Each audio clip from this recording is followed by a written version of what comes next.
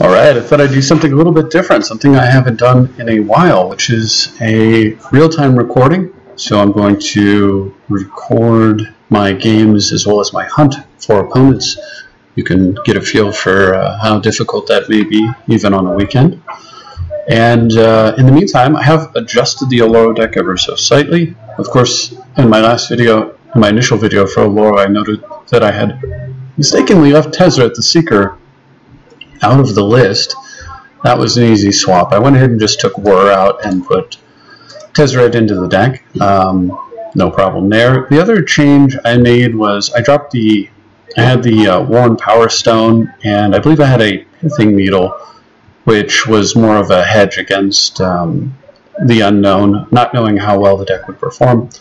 I went ahead and just took the Worn Power Stone and the Needle out, and I decided to put in Brought Back, and I put in Wishclaw Talisman. So the thought of Wishclaw Talisman is that basically you don't have Dak Faden to steal it back. I mean, I suppose you have Cryptic Command. You do have, in this version, Karn the Great Creator, who can, you can give him a Wishclaw Talisman that doesn't work. So you might like play Wishclaw, use it to go get Karn, slam Karn, and turn off all their artifacts along with the talisman that you just handed them. So there is that. You can also do things like pick it back up with Teferi, so it's not completely bad or anything, but the main thing here is, yeah, we don't have the combo with the black creature that prevents searching libraries, but the main thing here is that we've got Molas's Citadel combo, which just wins the game often, as well as Necro. You can get so much further ahead of your opponent that, sure, they can wish once and give you back a Demonic Tutor, but in the meantime, you've pulled so far ahead that the game is over, either effectively over or actually over. But in addition to those card advantage cards that bury your opponent in card advantage, you have Aetherflux Reservoir, which actually ends the game. So if you've got 5 mana and you're above 50 life, which Oloro can get you there pretty easily, well, you just activate the Talisman, slam the Reservoir, hit your opponent for 50, and call it a game. So for that, it seems like it belongs. I still have Transmute Artifact in, and you can, of course, transmute into the Wishclaw, which turns Transmute Artifact into a Demonic Tutor effect, which is pretty good. So that's another reason to run it, potentially, as well as, of course, Tezzeret can do the same thing. And then finally, the Brought Back that I brought back into my build is basically here because I am running Lotus Field. Lotus Field Brought Back is a pretty sweet combo. You tap 2 lands, you cast Brought Back, you float 2 white, play Lotus Field, cast the Brought Back, put the 2 lands back into play, and so you go on turn 2, you have 2 mana. On the next turn, you have 6. On turn 3, you have 6 mana because you'll have 2 lands plus 3 plus the land that you play for the turn for a huge acceleration in mana. Basically, it turns Lotus Field into a Gilded Lotus. Brought Back does. But that notwithstanding, you've also got fetches, wastelands, lots of cards that, there's even Seal of Cleansing, so lots of cards that put themselves in the graveyard. It's a small defense against the uncounterable. This deck is trying to combo off with and protect itself with artifacts and enchantments. Corrosion, Grip, and Abrupt Decay are cards that do exist, and Brought Back can be defense against those. So it may not necessarily stick, but for now, it's holding a place in here. Just to see, double white's a bit of a tall order, but we'll see just how often it can go off. There is a little more white in here than normal. I have the Flagstones, for example, so I think it's possible that it could be good, and the Plains. But I have just added it, so we'll see if the Brought Back ends up making the cut, or if it ends up just too cute. So I'm going to go ahead and search for some games. I put this in my tagline, a link to my channel, as well as the fact that I do see EDH videos. Hopefully that makes it pretty clear what someone's getting into when they join my game. So we'll take a look and see what we can find here. Some other cards that I have thought about, haven't decided on yet. There is the 2 casting cost artifact that, what is it? Well, first of all, War of Invention. You can see I was clearly contemplating whether or not I want to run War in addition to the Tezzeret and the Transmute artifact and the Fabricate, just because if you can whir into Citadel or Reservoir or anything, like you can just win a game pretty fast, and it's really good with Wishclaw. But I mean, a little concerned with, you know, I've got triple blue here and here. So I'm thinking, like, you know, don't want triple blues all over the place alongside double whites and triple blacks. I mean, the deck is doing it, but I'm not sure if I'm just on the lucky side of variance and I'm going to start to see that my mana base is very frustrating or not. So I'm kind of holding off on adding the whir for now. But it is in the right color. So, I mean, as far as triple color cards, I certainly wouldn't, I don't believe I'd ever add a triple white card to the deck, but, you know, I do have Urborg, and I do have Lotus Field, and I do have Lotus, and so triple blue and triple black are somewhat easy to attain, but we'll see. Another card is Thought Vessel, which gives you unlimited hand size. There's a few other cards I've been kicking around. Dark, the enchantment that's like a Dark Confidant. Of course, I could go back to the Worn Power Stone. There's Arkham's Astrolabe, since I do have some snow in here. So there's a lot of cards that are yet to be decided upon firmly. So, yeah, this looks like a keep. Am I going first? So much better if I am. It doesn't look like I am.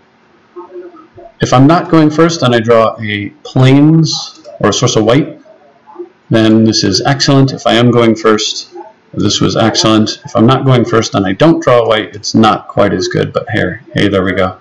So now we can actually, this came pre-built with the Tax Rack combo, which is pretty nice. Might be able to do some really gross stuff there. It's like starting out with a Necro. So opponent revealed that he's got a Forest in hand to the game trail. And the Sylvan. All right, fair enough. So how many cards can I grab and still, I don't want to discard if I can help it.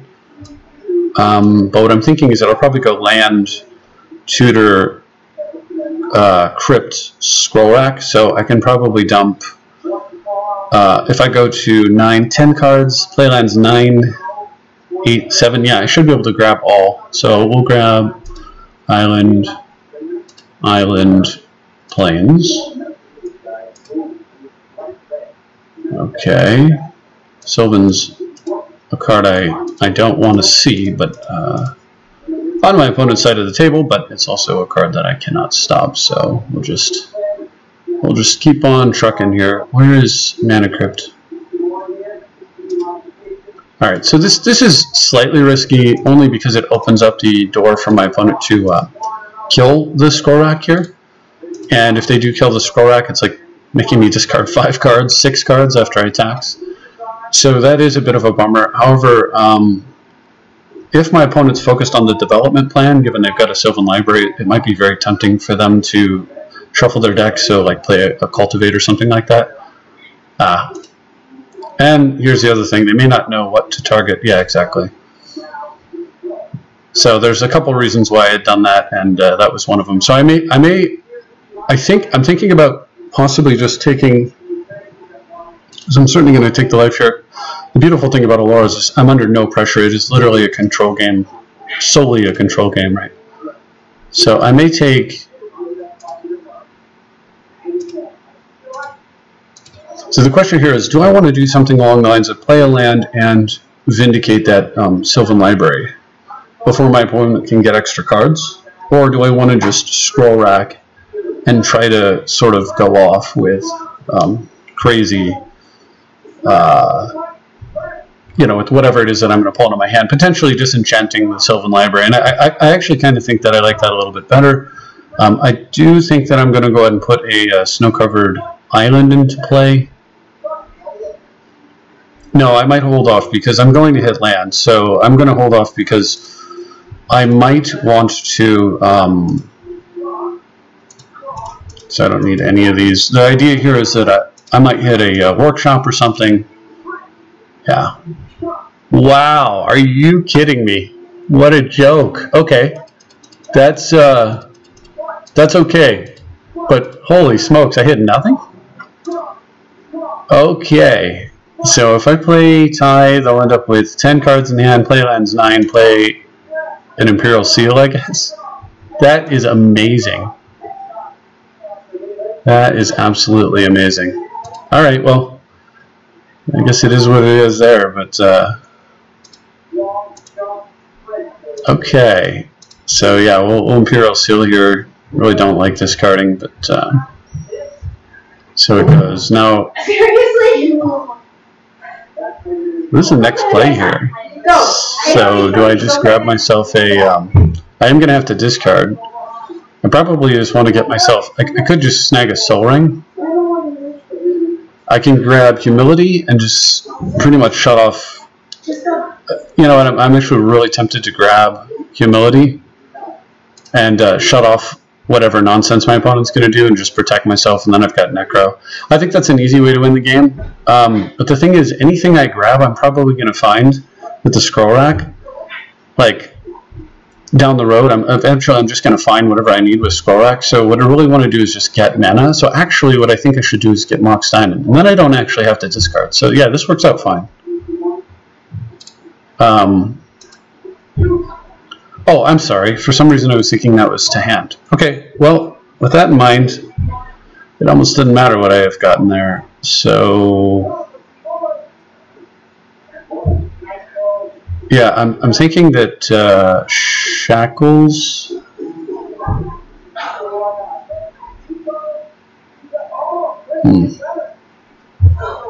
Yeah, I think I'm just going to throw away the land. Okay, well, so be it. I definitely kind of beansed that turn up, you could say, but I think it'll be all right.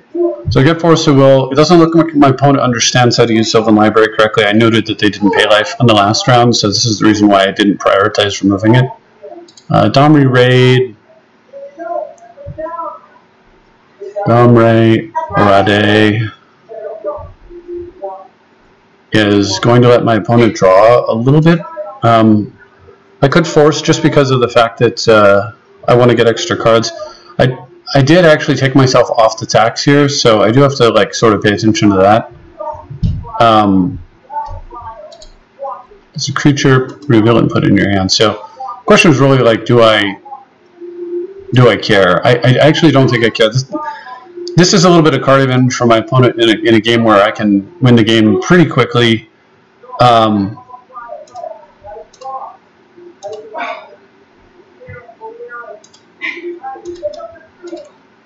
And I can use Force to protect a stronger position here. If I have to... Alright, so now I'm feeling dumb about the whole getting... I should have just gone and got for Soul Ring here. So this was like a complete screw up on my part. So that's okay, though. I think it's very recoverable. It's just... Unfortunately, I put myself in a position that I actually have to recover from my own mistakes. So... But we'll go ahead and do that.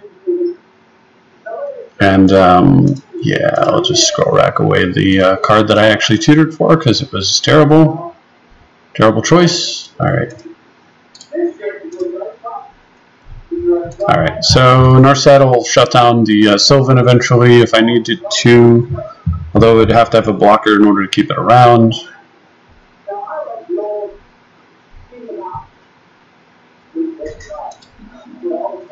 I'm fine. One of the things that I'm considering though is just fetching up a full primus. Okay, so I've just been considering fetching up a Yogwell, and then a lot of this screw up here will get undone. I get the crypt back out. I get a land back out. I can tithe. You know, I can draw the Mox Diamond if I really wanted to. Okay, my opponent's finally had enough with the land tax game, so. So this is going to be, yeah, so another card that like rewards my opponent for the controlling the top of their library, but it's just not, I just don't care that much.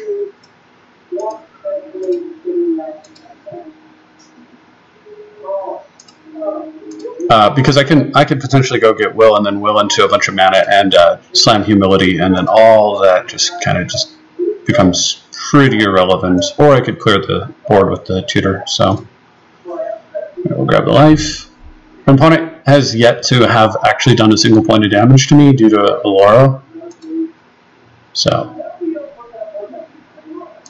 I guess I want to use land tax. I'll grab cards that I don't want to draw. So the bottom two will be the swamp plains, and then everything above that's the island. So if you just pull from the bottom, you'll get your blend of cards like that, should you wish to. Very nice.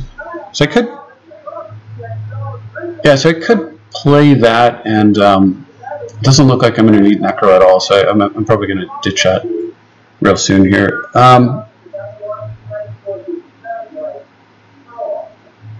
Yeah, if I'm going to do a giant will, the question is, like, the more mana that I have, obviously, the better. I do have to watch out for, like, I am going to need to counter whatever's played off this, because I'm assuming that they're going to set it up so that it can cast, like, their Rurik Thar. So I do want to watch out for that, but,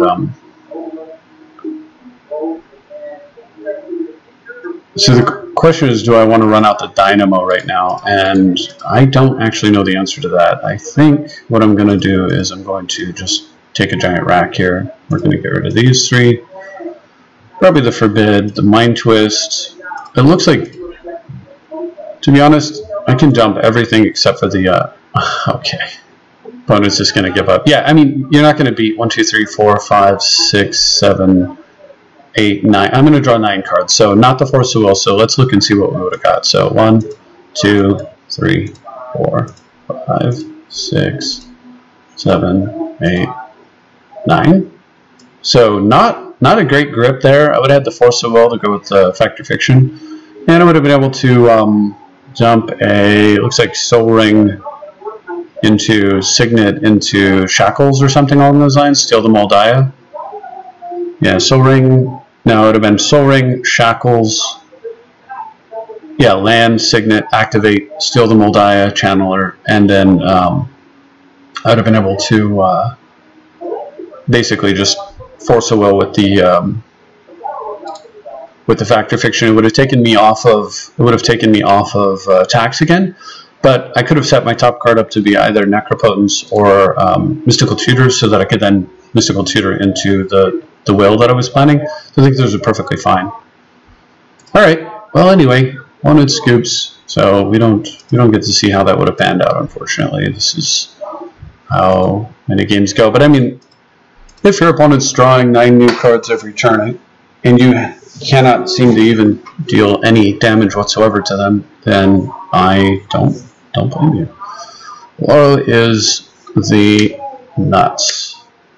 It's so interesting because Oloro plus Humility is a better combo than Breya on its own. Breya on its own is better than either Oloro or, well, actually I'll back up. It's better than Oloro on its own, but not better than Humility. Like, nothing is better than Humility when it comes to controlling other commanders.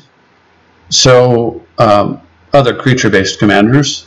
So I think Oloro actually has the higher upside, but one of the pulls for Breya was that Breya had better artifact and enchantment removal. However, I mean, with Karn around, wow, look at this hand. What do we do here? This is an interesting one. What are we playing against?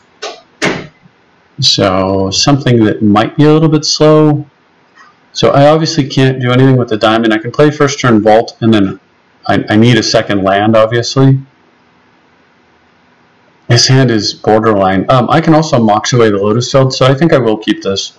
I'd love to get the Lotus Field into play, of course, because the Lotus Field will play the Citadel, but land plus Mox Diamond is actually 1 card away from, is 1 card away from, it's 1 black mana away from casting the Ballista Citadel off of the Vault. So I'm okay with that. And the other thing is I'm going second, so I have, oh, there's a way to get back into the game there from my opponent. Had a terrible start. Okay, so now the question is, how do I want to do this? Because I don't really want to. Yeah, so I could go land.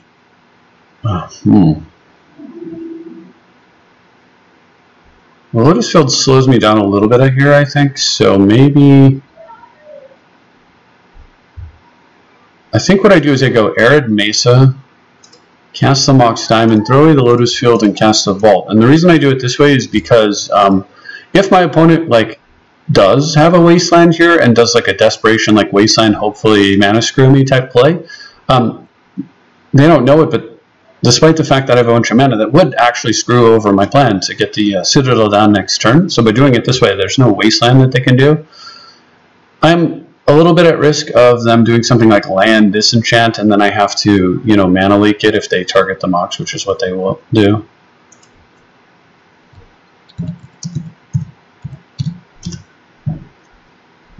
My opponent's apologizing for conceding. They had to mulligan too hard, so I mean, fair enough. I'm still going to give them the respect of trying to play as best as I can. So I mean, obviously, well, okay. I wasn't going to lose. I mean, you know, we're going to play this Arid Mesa into the white-black into Scrubland, right? Play the Underground Sea, tap all of the mana, cast the Citadel, and then from there, do nothing. Force a will to protect our position, draw the Mana Confluence, and then play Strip Mine off the top, Seal off the top, Soul Ring off the top, Tezzeret off the top. And then as soon as we play Tezzeret off the top, we pay 4 life, and we go get Aetherflux Reservoir, and then once we have Aetherflux Reservoir with Bolas' Citadel, the deck will, what ends up happening is that the all the life you're paying for the Bolas' Citadel is actually producing life with the reservoir, and so you can spin out indefinitely. Actually, with Tezzeret there, we would have gone for top and then used one of the other tutors to get the reservoir into play. That way I don't brick if I hit a land, but I mean, you get the point. So, alright, so I'm going first. I have a slow hand, but I have some really powerful cards against that deck, and my opponent is same opponent, and they're not mulliganing themselves to death, so this should be a more interesting game. Hopefully, I don't want to see a Soul Ring here. I'm not really set up to deal with it too easily. Does seem I've dodged that bullet, so I can use. I could use Urborg here. I think that's correct. The opponent is not playing with black. They may see this Talisman as giving them my third color and be like tempted to, you know, destroy it, which is okay. I actually have bummer. I have tons of mana, so all right. Well, as unfortunate as that is, I still think that it's correct. Since I have a bounce effect in my hand, I think it's still correct to get Jace down here, and then use both. I have both Jace and Teferi to potentially bounce a threat that might come off of the Soul Ring. If it's a creature, you know, it'll depend on what the threat is. But alright, so now we can just tuck away something like this. As for the turn, I am going to draw 1 land here, but that's okay. I do want to hit a land every turn. I can then shuffle it away with Flooded Strand. Alright, so my opponent's going to tutor here. It doesn't have haste, I suppose I'm okay. They could get like Vengevine or something. Oh, they're going to get Oracle, yeah, good choice. So opponent's basically got a green card that tries to, you know, generate the same level of card advantage as Jace, and it very well might. I can't stop it. Wow, that's lucky. So Soul Ring into a Soul Ring, basically. Super interesting stuff. All right, we know we're going to draw a land here, but can't do a lot about that. I can, however. So I really want to play Teferi.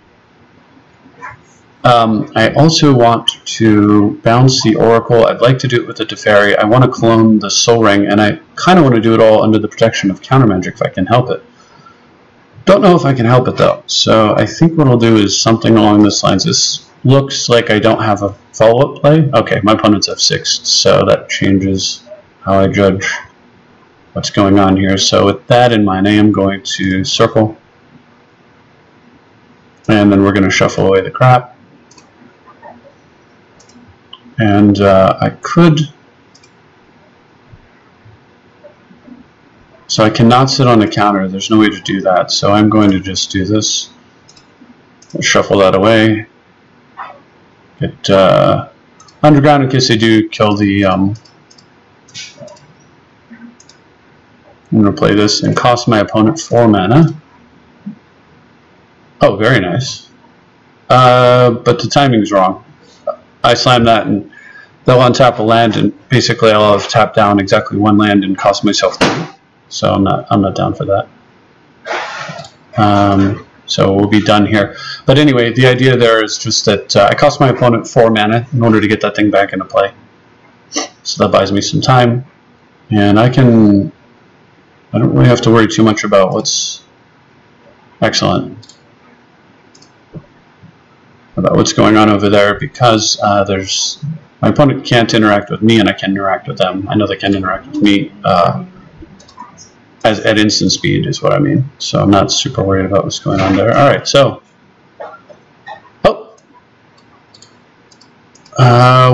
we're 1 life away from winning the game. So with that in mind, we're going to plus this up. I'm going to crypt. I'm going to orb, right? So if I'm going to orb and I'm close to winning the game, I think what I do is I just bounce this. I orb 1, 2, 3, 4, 5, 6. I could so I can hold forbid, so that I can forbid with Sviens and crypt on buyback, and then Sviens in the graveyard will allow me to replay the crypt along with my flooded strand. And so I'm going to pass the turn, hold the forbid, and let you tutor at the end of their turn. And then on my turn, of course, they can interact. So then on my turn, I go to 51, and I draw Aetherflux Reservoir, and I dome my opponent for 50 under the protection of Teferi. So this when an orb looks like it's lethal, but actually the orb is just a stall tactic. My opponent is actually dead. Which is part of what makes this deck totally insane. Oloro is so much better than it used to be, and the card that has made Oloro is truly this deck. A 1-card combo that just kills your opponent. I'm super stoked about how crazy good this deck feels to play. So it does make me wonder if I should have even more like tutor for artifact type effects in here, or if maybe I should just have more artifact mana itself, just to develop consistently. But so far, so good on the development. We'll see. I'm really eyeing that brought back as a big question mark for me. But in the past, I would have run Yogg-Will, Sviens, and Snapcaster. I don't have Snapcasters, so this is kind of my Snapcaster, I guess. I originally looked at Sviens as a Snapcaster, but then again, some of my other decks had evolved to use like Time Twister, so it's kind of a weird to figure out exactly how that all pans out. But basically, most of my control decks run they all run Mystic Confluence, and then they run roughly 3 Graveyard Recursion effects. So I'm okay with. What are we playing against here? Is this mono white? Yeah. Okay. So mono white. So I might be okay to keep this. This is a little sketch, but being able to wrap into Thran Dynamo is super good, and then having access to Sviens back a fetchland stripmine type thing is also super good. So I think it's okay. Sure wish there was a white, blue, black trio. No, I'm not going to fetch this at end of turn. It's good to get top lands, but knowing what I need is more important than I'm actually really considering getting a scrub here. I don't know if I want no scrub. I don't think I will. So I'm going to get a Tundra here because Tundra runs the deck. Play this, right? And then the idea is that I want to Enlighten Tutor into a Guild of Lotus, and then Guild of Lotus fixes all problems. Right? So, and then if I have to like alibi and tutor for something else, then of course I'll make the adjustment. But if my opponent develops as land activate expedition map here, then we're doing great. If I draw a land, of course, that would be stellar. But I don't necessarily. Okay, yeah, so this is all fine. I got to be careful with that and my Enlightened Tutor, but otherwise I think this is all good. That's not the greatest, of course, but what I can do is dynamo into some more mana, and then pass, and then that allows me to tutor up the Gilded Lotus at the end of their turn, and then play the Gilded Lotus into Necro. So I think that's totally fine. I can also tutor into Gilded Lotus and then play the Gilded Lotus and set myself up for flashing back Fiends to go get, say, Strip Mine Windswept Heath. Or I could do something along the lines of just doing that, flashing it back 3, 4. I'd have to tutor for like a Soul Ring or a Crypt, something I never feel bad about doing, but then I can flash back Windswept Heath and Strip Mine. So opponent's getting ready to do some really nasty stuff. But given that I have a counter spell, I think I'll go ahead and remember also though that tutor is lethal if I hit 50 life, right? So I could like sort of sit on that 3, 4, 5. Yeah, I'd be 1 mana short unless I tutor now.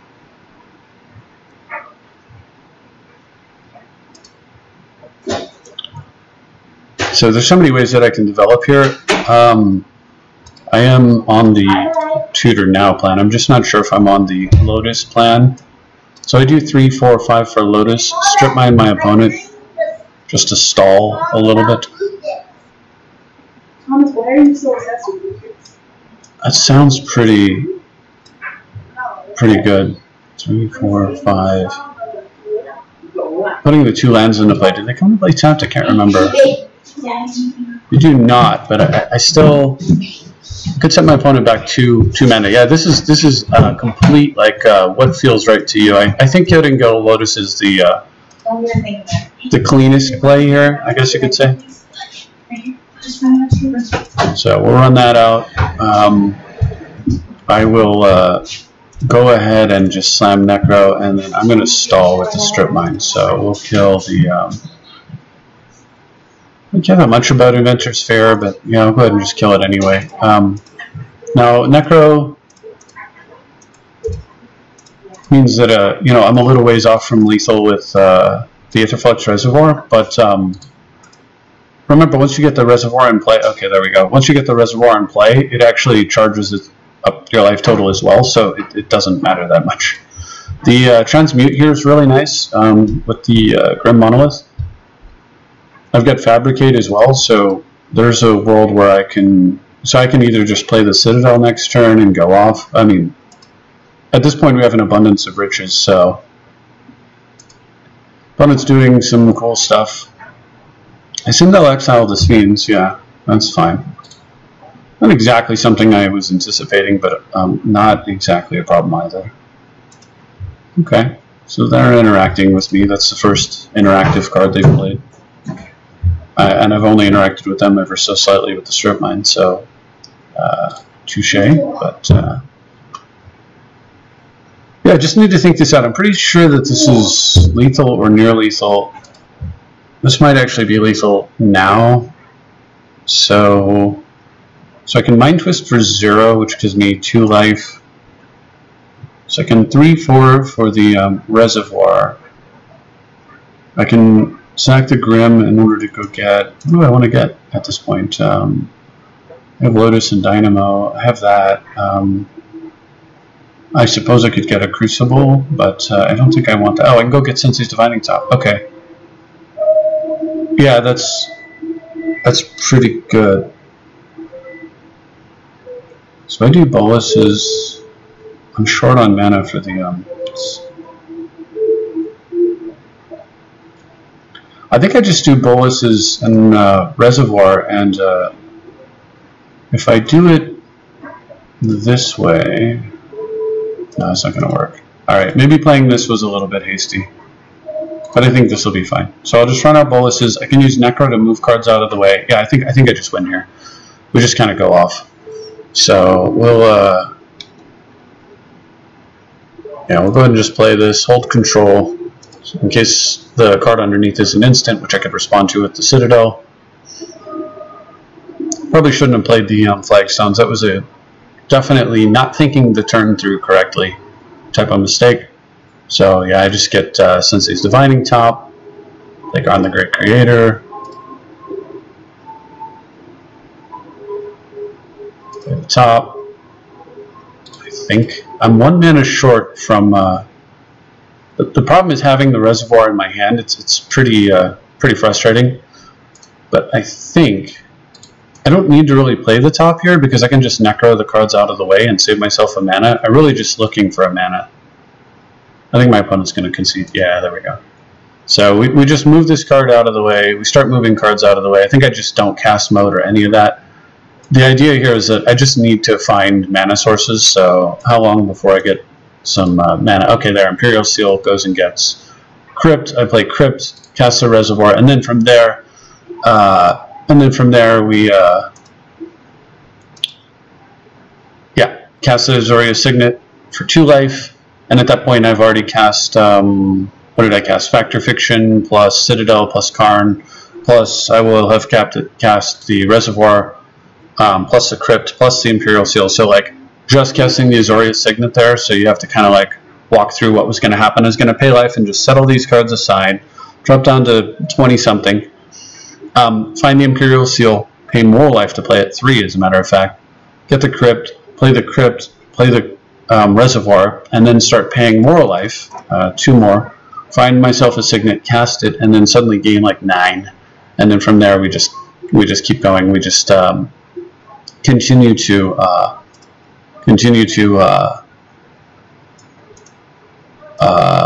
pay life to move lands out of the way, and pay life to cast non-lands or counterspells, and then pay life to cast non-lands via Bolas' Citadel, which would produce gross amounts of mana, which allows us to win. Meanwhile, of course, my opponent's like trapped under, you know, Karn and all that other stuff, so it's not like all that great for my opponent at any rate. But so what do we got here? Iara, first of locked lane.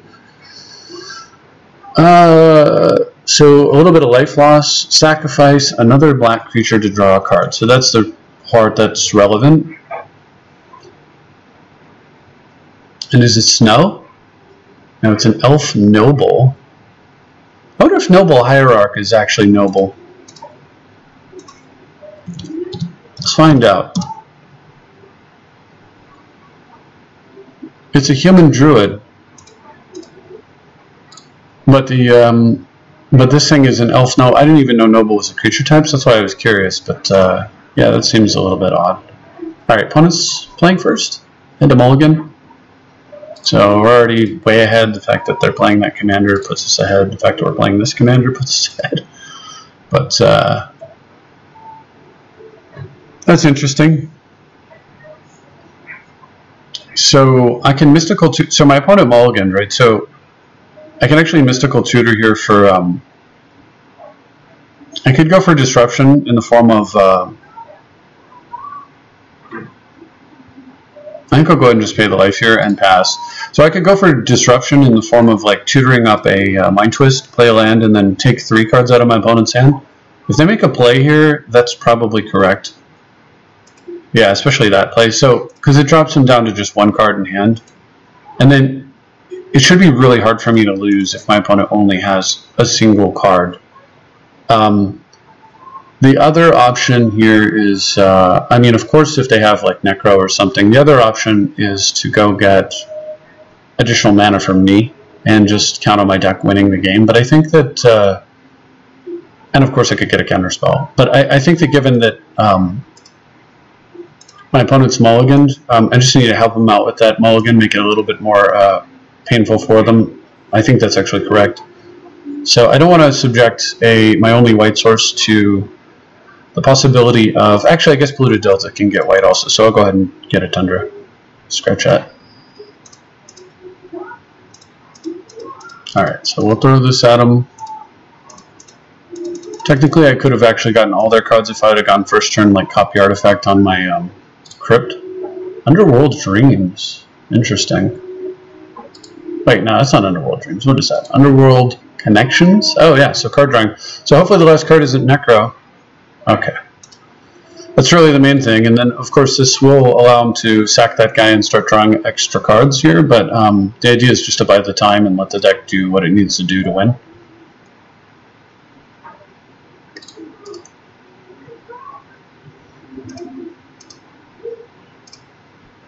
I can, of course, cryptic this back to their hand in order to stall. And that's not the worst play, but I mean, they're going to sack it to draw a card, put it back into play, and then I can bounce it at the end of their turn. So I don't actually think that it would be right to do it now, because on the other hand, they might do something like play a land, and I'll need to actually counterspell. Yeah, so they might play a creature like that. So I could actually bounce this and counter this, but I think getting cards into my hand, is it more important? Alright, so I think I want to get blue. I'm tempted to get blue-white here, actually. I get blue-black, that takes care of all my triple black needs, but not my double white needs, so, yeah, do I want to counter bounce? If I counter bounce, I think that's actually, they're low on resources. I think I can afford to make the tempo play. Wait, let me see. Can he use it in response? No, I can't. He can. So I scratch that. We're just going to draw a card. So if he couldn't use it in response, counter bounce I think would be correct. It'd be costing my opponent a card and some mana. But okay, well, there you go.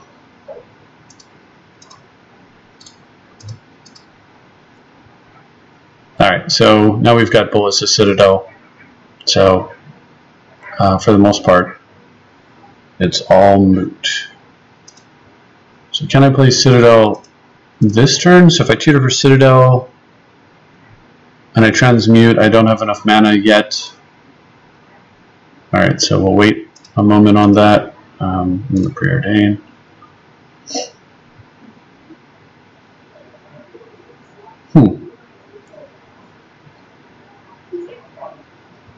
I kind of don't mind Ponder making its way into my hand, nor do I mind getting a Talisman down. So I actually think this is correct here. Thing is, I really just want lots of mana because I'm planning to Citadel, right? So it's safe from discard. If my opponent were to like hit me, I get to respond with Tutor. The only card that's a threat is the Flash 3/2. So I got to watch out for that. If my opponent conspicuously leaves mana up, doesn't reassemble their skeleton. Alright, creatures get bigger and you get some mana. Okay, then I don't have to worry about it, but that's an interesting card.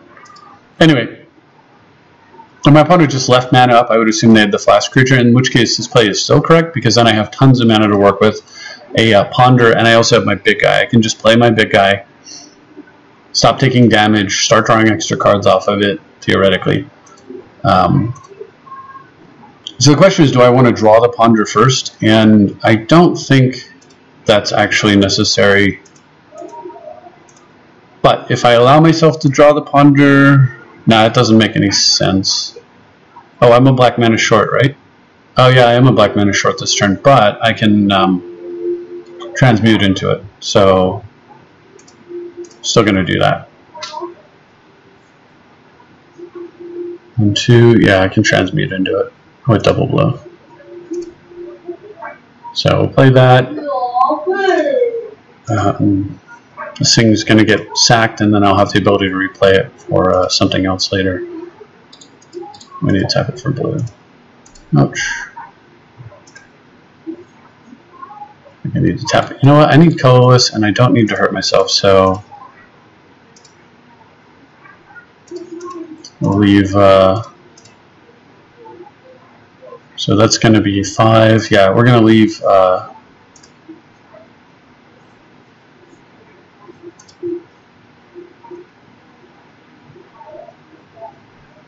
I guess I'll leave the. Yeah, we'll just do it that way. Alright, pay the difference, cast, and that's it. We win. Pretty sure. So what I'll do is, yeah, we'll just fetch 1 extra mana. Or do I want top? So I can fetch top. Let's just play this and see what happens. Here, have that. So we hit the brick.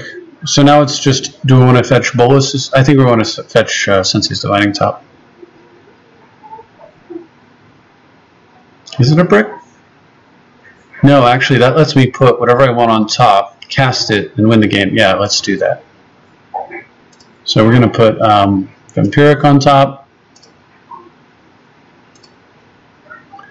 Gonna vamp. Gonna go get Aetherflux Reservoir. Gonna Reservoir. And now watch what happens. Just always yield. I don't even need to hold control here, but you know I will just because it's technically correct. Go ahead and draw. And we want to put back cards that we can cast, so we'll just put back cards we can cast. Notice my life total is just going crazy now. We'll go ahead and hold control, play this guy in case there's an instant. Yeah, so as you can see, what happens is I'm gaining, how much life did I gain? Let me just check. Does it even show you? I don't even know. It doesn't show storm count or anything, so that's kind of weird, but kind of annoying that it doesn't tell you in the logs. Weird. Yeah, it doesn't show you in the logs.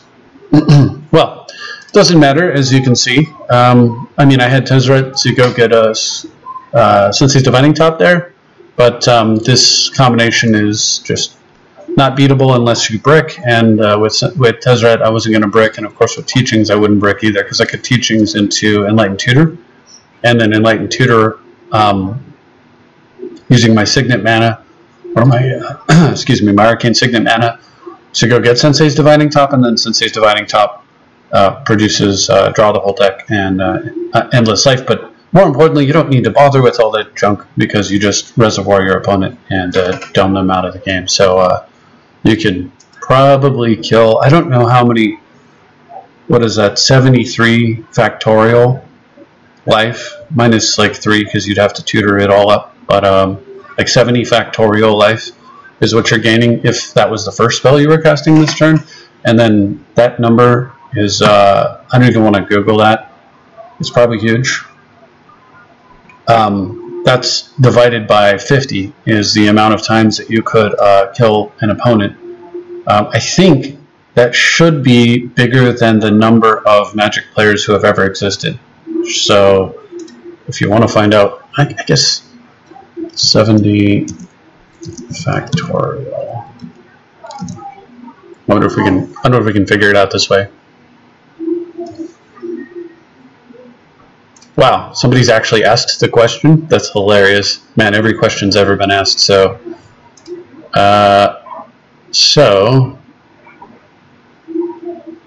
yeah. So every, I don't know if that's like bigger than,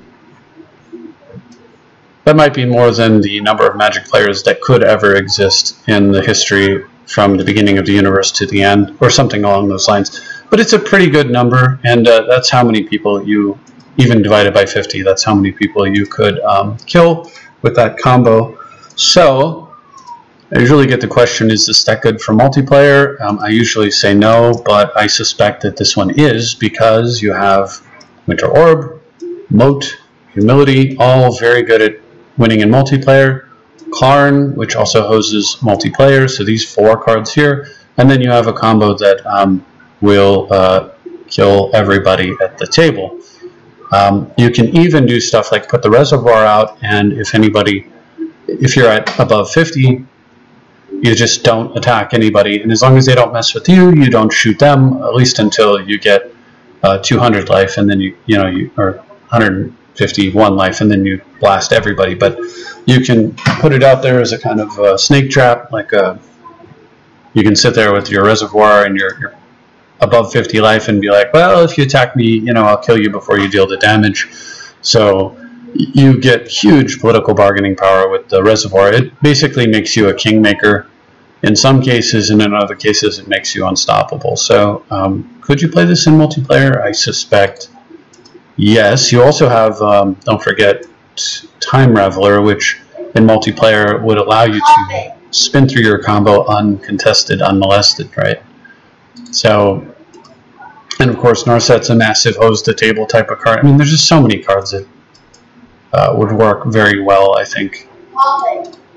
It's so interesting too to me that because of Bolas's Citadel, Necropotence is like a bit player in the combo. It's just an enabler. Necropotence is in here just to make sure you don't brick when you're doing Citadel shenanigans, whereas Necro is usually the all-star superstar, right?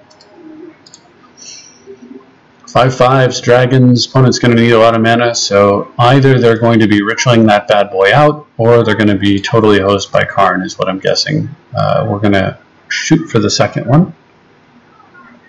So I've got double white, so I'm going to go ahead and just go get Swamp here.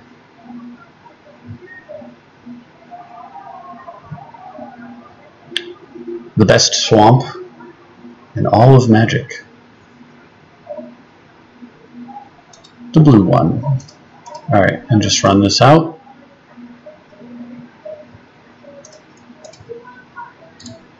Pass for the turn. I don't have any native, like I don't have any built-in defenses here, but I could theoretically like throw down Karn and like make this a 2/2 and block if I really had to, if they went like something weird like up and Lackey, but we're not gonna anticipate that happens.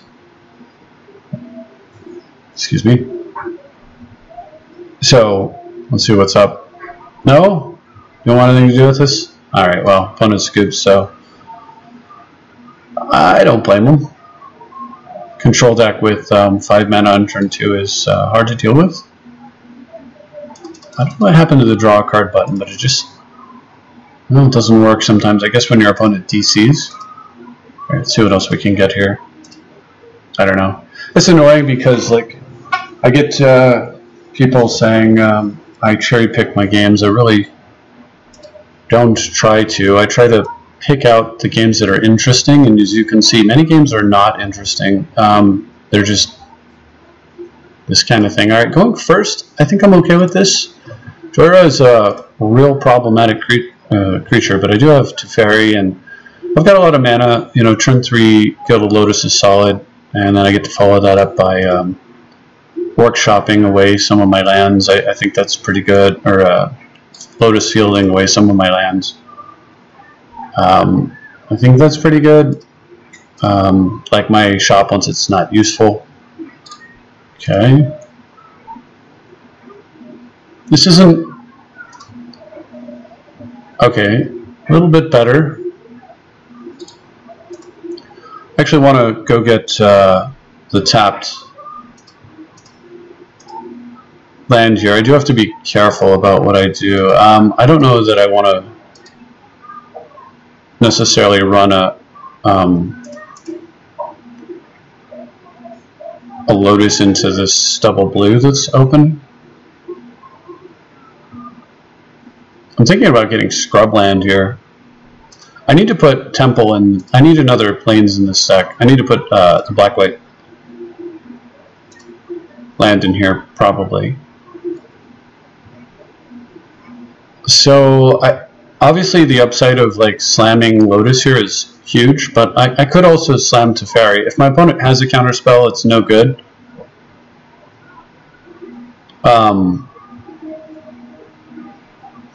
I'm also tempted to just play Lotus Field. The thing is,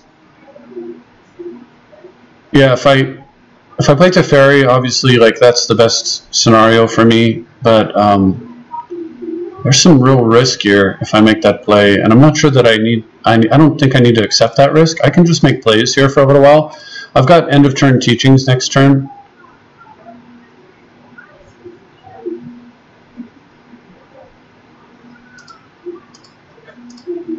I don't think it's wise to potentially cast into a mana drain and then just lose the game on the spot. So I'll go ahead and fetch. My opponent has a trick, you know, I want to know about it now. Alright, no tricks.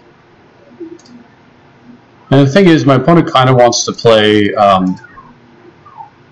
want to make a play, right? They want to play their Joy right here, and so I really want a Teachings. And I can teachings in response. Yeah, and if they don't make a play, then I can teachings to draw out whatever it is that they're holding.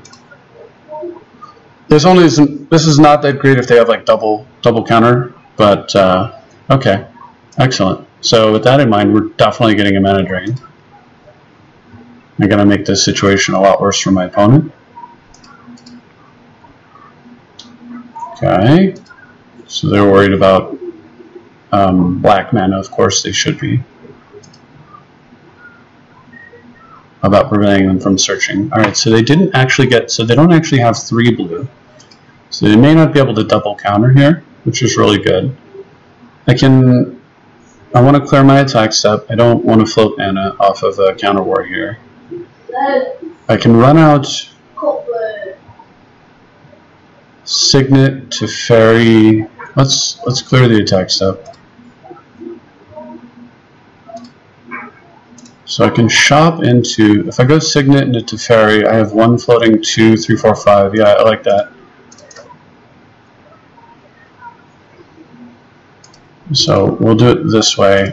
Throw down Teferi this way. No counter spell available for them if they want to, yeah, exactly. Mana drain being the card I was afraid of. Question is, do they fight over this? Of course they do.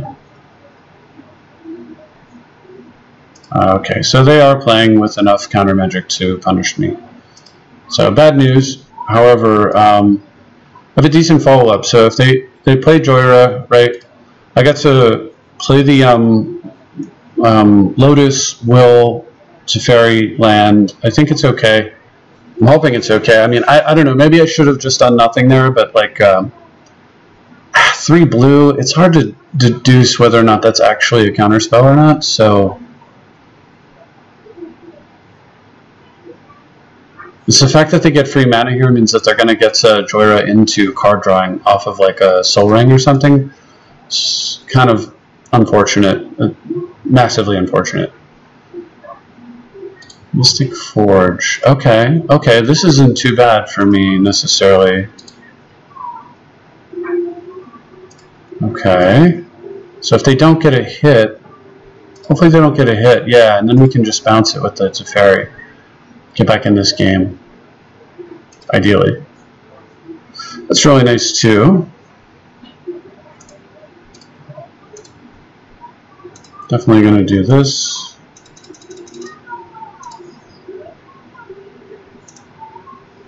Going to, so the question is, if I'm Will, so if I will Teferi land, is that good enough? Or do I want a Lotus Field? So if I Lotus Field the Sanctuary, well, if I Lotus Field I can't play a land from the graveyard, so I'm going to do it this way, yeah.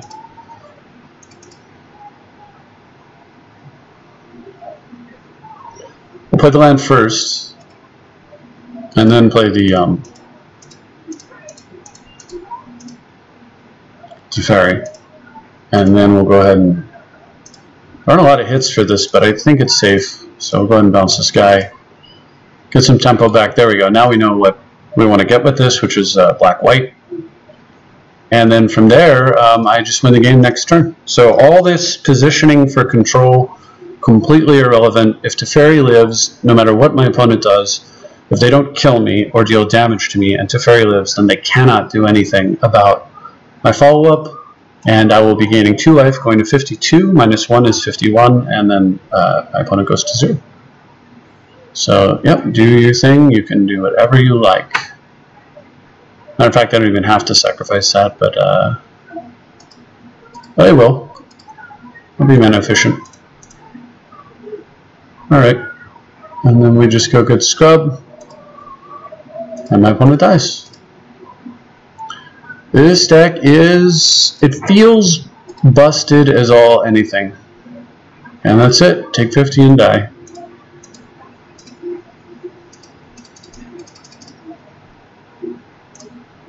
Boop. Good game. Good game, but you cannot afford. So this is, I love this. This is what's so cool about the Oloro deck, is it's just that you cannot afford, it's like it is playing against a combo deck, right? So you can't afford to be like, well, I'll let you tap out and then I'll answer your, you know, like they might be thinking, okay, I'll tap out here, I'll get Joyer down, my card drawing engine. You'll do some good stuff, and then on my turn I'll play a bunch of cards, you know, draw a bunch, and then like Vandal Blast your board away, and then I'll be fine, right? Like, you don't get that option because it's Necro, Bolus, or Flux for you a lot of times, and it's just, there's no, you just lose, right? So like this deck constantly threatens to instantly kill you, and this control decks that can do that, it's almost like in Vintage you tinker into Bolus's Citadel, and that is effectively lethal. Having the Reservoir is almost like having that kind of possibility. Of course there's Transmute, but it's not quite the same. In Vintage you can do it on turn 1 because you don't have to pay the difference in cost with the Tinker. But I mean, having that ability here is just so interesting and really changes the games.